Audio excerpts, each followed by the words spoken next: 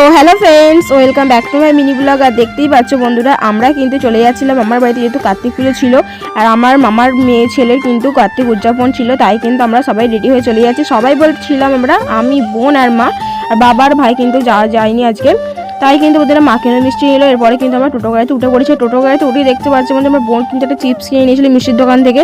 ওর কিন্তু প্রচণ্ড খিদে, তাই কিন্তু খেতে শুরু করে দিয়েছে। আমার মামার ছেলে এখানে একটা গামলা নিয়ে কিন্তু গিফট দিতে যাচ্ছিল। আর দেখতেই পাচ্ছ বন্ধুরা, এখানে কিন্তু আমি চলে আসছি। ডেকোরেশনটা তোমাদেরকে দেখাই, চলে গিফট দেওয়ার পরে কিন্তু ডেকোরেশনটা দেখায়। এত সুন্দর ডেকোরেশনটা করেছে। লাইটিংয়ের জন্য একটু ভিডিওতে প্রবলেম হচ্ছিল, তো যাই হোক চলো তোমাদের ডেকোরেশনটা কেমন সেটা কিন্তু জানিয়ে যাও। কার্তিকগুলো এখনো বসায়নি, যখন পুজো হবে তখন বসানো হবে। পুজো তো সেই রাত্রিরে হয়, অনেকটা রাত্রিরে। আমরা তখন বাজে তখন ঘড়িতে 7:30 মতো।